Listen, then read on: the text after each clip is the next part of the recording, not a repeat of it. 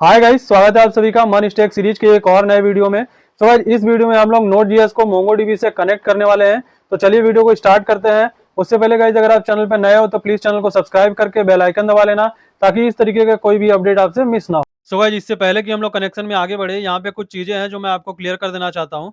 तो जैसा कि आप मेरी स्क्रीन पे देख रहे होगे गाइस, यहाँ पे एक सॉफ्टवेयर जो कॉलम है उसमें तीन चीजें दी गई हुई है ना। पहला है मोंगोडीबी कम्युनिटी सर्वर, दूसरा है मोंगोडीबी कैंपस और तीसरा है मोंगूज। तो ये तीनों अलग अलग चीजें होती हैं जिनका की अलग अलग पर्पज होता है ना। तो जैसे मोंगोडीबी कम्युनिटी सर्वर का जो पर्पज है वो ये है कि the actual database server that store your data. मतलब कि ये एक एक्चुअल में डेटाबेस सर्वर होता है जहाँ पे कि हम अपने डेटा को स्टोर करते हैं। डेटा मतलब समझ रहे हो ना, जैसे आप जो नेम ईमेल या पासवर्ड या एड्रेस वगैरह सेव कराते हो, वो सब इसी सर्वर में आकर के, डेटाबेस सर्वर में आकर के सेव होता है। ठीक है।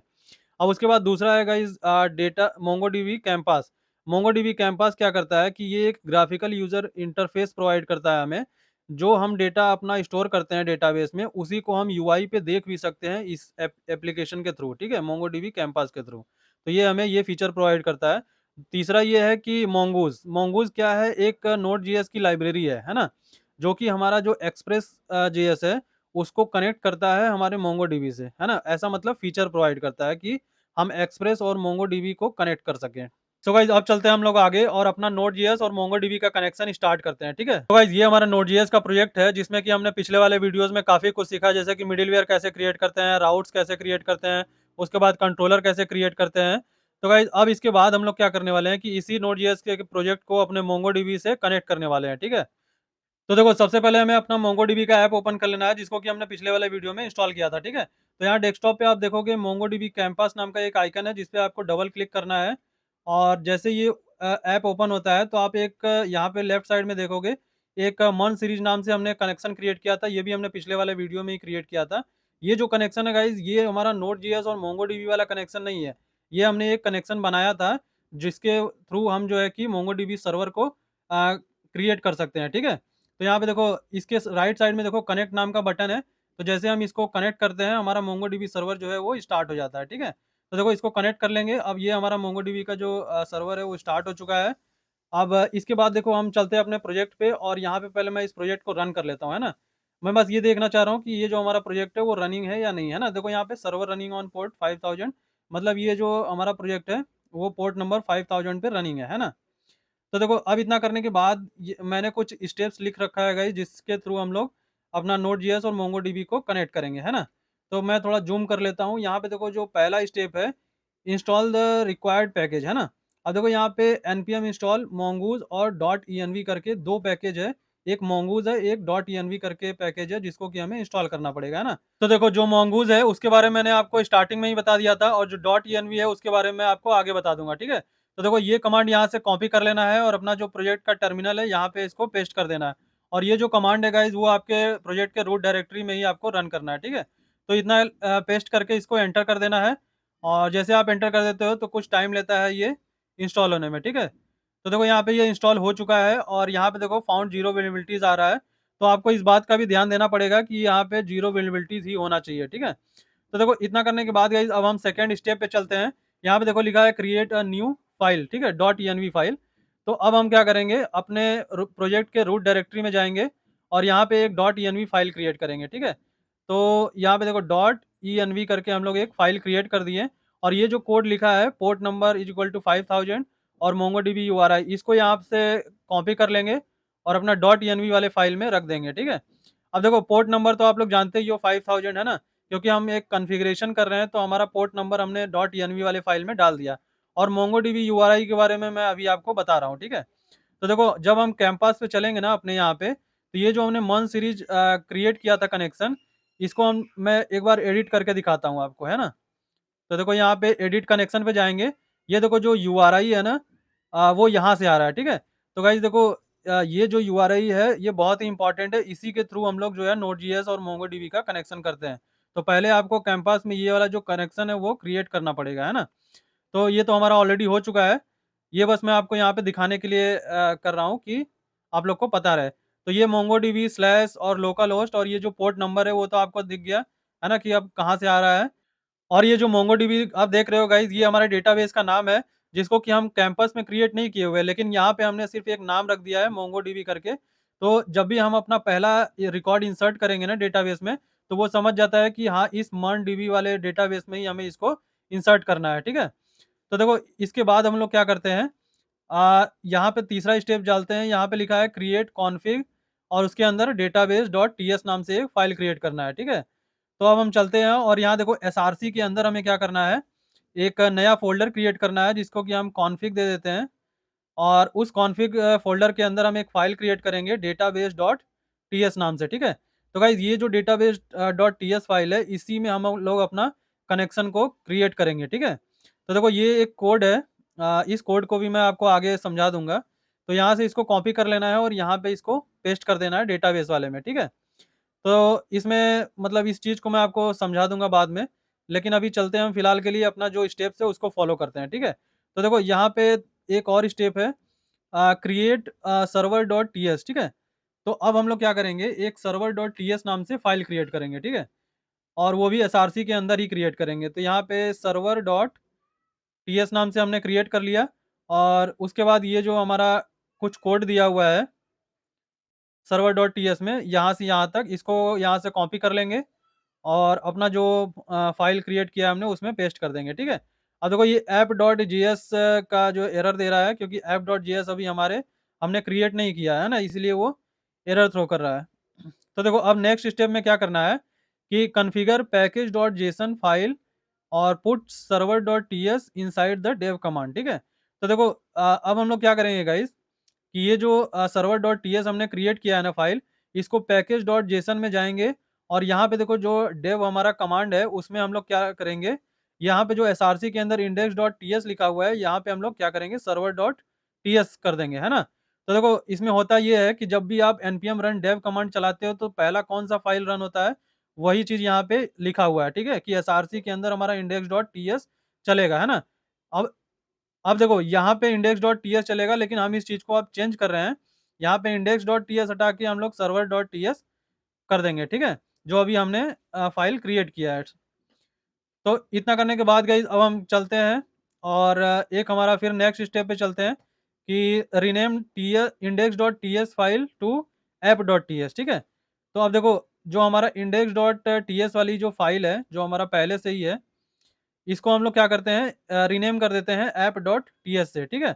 इसके बाद देखो app.ts में भी हमारा कुछ कोड दिया हुआ है जिसको कि हमें यहाँ पे रखना पड़ेगा, है ना? तो देखो यहाँ पे इम्पोर्ट एक्सप्रेस फ्रॉम एक्सप्रेस लिखा हुआ है, फिर app is equal to express function लिखा हुआ है ना?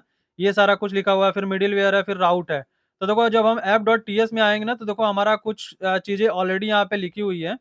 इम्पोर्ट एक्सप्रेस फ्रॉम एक्सप्रेस जो है हमारा ऑलरेडी लिखा हुआ है ना? और इसके अलावा देखो यहाँ पे app is equal to express function भी ऑलरेडी लिखा हुआ है और ये जो पोर्ट नंबर है गाइज़, इसको मैं यहाँ से हटा देता हूँ, है ना?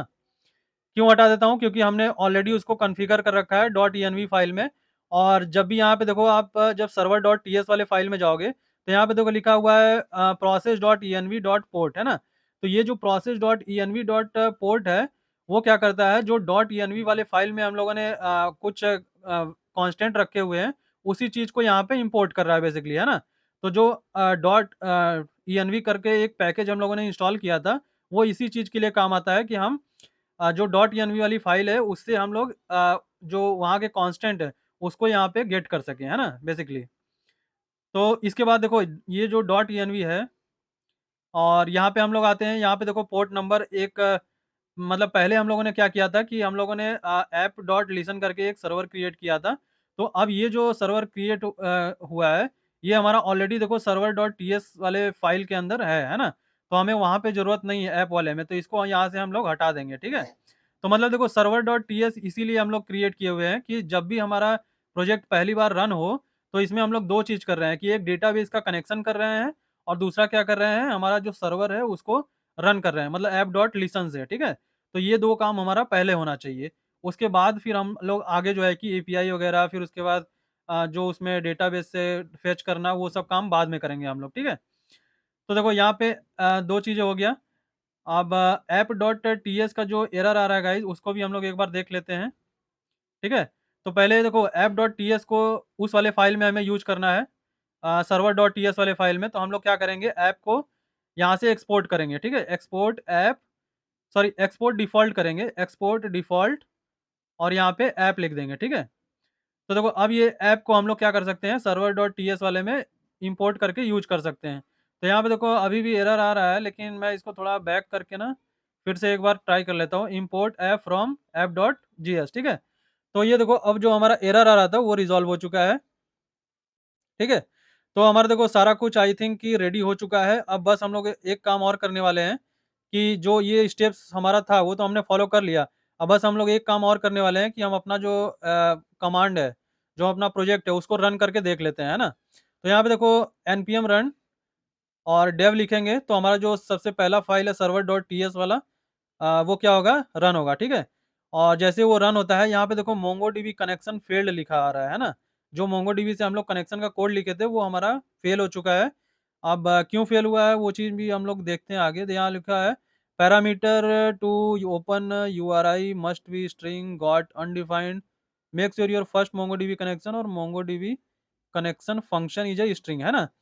तो आई होप कि देखो यहाँ पे प्रॉब्लम ये है कि डॉट env जो फाइल है ना गाइस, वो हमारा एसआरसी के अंदर है ना। और जो एसआरसी में हम लोग यूज कर रहे हैं, मतलब जो हम लोग सर्वर वाले उसमें फाइल में यूज कर रहे हैं, वो डॉट env से उसको मिल ही नहीं रहा है ना। तो हम क्या करते हैं, ये जो डॉट env है इसको बाहर निकाल लेते हैं। मतलब हमने तो क्रिएट तो उसी में किया था रूट डायरेक्टरी में, लेकिन एनी चांस मतलब बाई चांस कि इसने यहाँ पे क्रिएट कर दिया सर्व एसआरसी के अंदर, है ना। तो इसको हम लोग देखो बाहर निकालेंगे, are you sure you want to move dot env to node tutorial. तो हम लोग यहाँ पे देखो मूव कर देंगे। तो अब देखो ये हमारा एसआरसी के बाहर हो गया, है ना। और फिर से एक बार हम लोग उसी कमांड के थ्रू अपना जो है प्रोजेक्ट रन करने की ट्राई करते हैं। तो देखो यहाँ पे हमारा क्या हो गया, मोंगो डीबी कनेक्टेड सक्सेसफुली हो गया, है ना। तो आई होप कि देखो गाइज आपको पूरी चीज़ें समझ में आ गई होंगी। अगर कोई चीज़ अगर आपको नहीं समझ में आया तो आप मुझे कमेंट करके बता सकते हो। सो गाइज अब बारी है कि मैं आपको ये समझा दूं कि हमारा कनेक्शन का कोड किस तरीके से काम कर रहा है, ठीक है। तो देखो यहाँ पे चलेंगे डेटाबेस वाले में, और यहाँ पे देखो जो हमने मोंगूज पैकेज इंस्टॉल किया था उसके थ्रू हम लोग मोंगूज को इंपोर्ट कर रहे हैं। और उसके बाद देखो एक फंक्शन बना रहे हैं कनेक्ट डीबी नाम का, ठीक है। और इस कनेक्ट डीबी वाला जो फंक्शन है इसके अंदर हम लोग ट्राई कैच वगैरह लगा करके, और यहाँ पे देखो ये जो मोंगूज है ना वो हमें एक फंक्शन प्रोवाइड करता है कनेक्ट नाम से। तो इस कनेक्ट वाले फंक्शन में हम लोग देखो process dot env dot Mongo URI का यूज करके, मतलब ये है कि ये जो प्रोसेस डॉट env है ना उसको हम लोग यूज करके जो डॉट env फाइल का जो कांस्टेंट है उसको हम लोग क्या कर सकते हैं, किसी भी फाइल में यूज कर सकते हैं, ठीक है। तो देखो यहाँ पे डेटाबेस में आ गया और यहाँ पे process dot env dot Mongo URI लिख दिया एज स्ट्रिंग, मतलब ये वाला जो यूआरएल है ना उसको हम लोगों ने यहाँ पे यूज कर लिया, ठीक है। अब देखो यहाँ पे कंसोल लिख दिया कि अगर ये वाला कनेक्ट हो जाता है तो हमारा मोंगो डीबी कनेक्टेड सक्सेसफुली का मैसेज आ जाएगा, नहीं तो एरर थ्रो करेगा, यहाँ पे मोंगो डीबी कनेक्ट फेल्ड लिखेगा, ठीक है। तो इसके बाद देखो ये सारा चीज़ है प्रोसेस डॉट एग्जिट कर जाएगा, है ना, मतलब ट्रू रिटर्न करके वो एग्जिट हो जाएगा। और यहाँ पे देखो एक्सपोर्ट डिफॉल्ट करके हमने कनेक्ट डीबी को एक्सपोर्ट कर दिया, है ना, कि इसको क्योंकि हमें दूसरे वाले फाइल में यूज भी करना है। तो अब देखो हम लोग यहाँ पे सर्वर डॉट टी एस में चलते हैं, और सर्वर डॉट टी एस में हम लोग जो हमें पहला रन होगा हमारा फाइल ये सर्वर डॉट टी एस वाला ही है। तो इसमें क्या करेंगे, पहले हम लोग कनेक्शन को इंपोर्ट करेंगे। तो कॉन्फ़िग के अंदर जो डेटाबेस है उसको हम लोग यहाँ इंपोर्ट कर लेंगे, और उसके बाद एक स्टार्ट सर्वर नाम से एक फंक्शन बनाएंगे जिसके अंदर सबसे पहले हम लोग ट्राई में रखेंगे कनेक्ट डीबी, है ना। मतलब कि जब हमारा पहली बार ये फाइल रन हो तो हमारा जो डेटाबेस है वो कनेक्ट हो जाए, ठीक है। उसके बाद दूसरे नंबर पे हमारा आता है कि जो हमारा सर्वर है वो क्रिएट हो जाए, और सर्वर यहाँ पे देखो ऐप डॉट लिसन का यूज करके हम लोग एक सर्वर भी क्रिएट कर रहे हैं, ठीक है। तो देखो इतना ही है ये कोड, और उसके बाद देखो ये स्टार्ट सर्वर को हमें यहाँ पे लास्ट में कॉल भी करना पड़ता है। तो गाइस आई होप कि आपको समझ में आ गया होगा कि नोड.js को मोंगोडीबी से कैसे कनेक्ट करते हैं। और अगर इस वीडियो में आपको कोई भी चीज ना समझ में आई हो या नहीं लगी हो तो आप इस सीरीज के मेरे पिछला वाला वीडियो जाकर के देखिए, आपको सारी चीजें समझ में आ जाएंगी। और अगर अगर ये वीडियो आपको अच्छी लगी तो प्लीज वीडियो को लाइक करके चैनल को सब्सक्राइब कर लेना और बेल आइकन दबा लेना, ताकि इस तरीके का अपडेट आपसे मिस ना हो।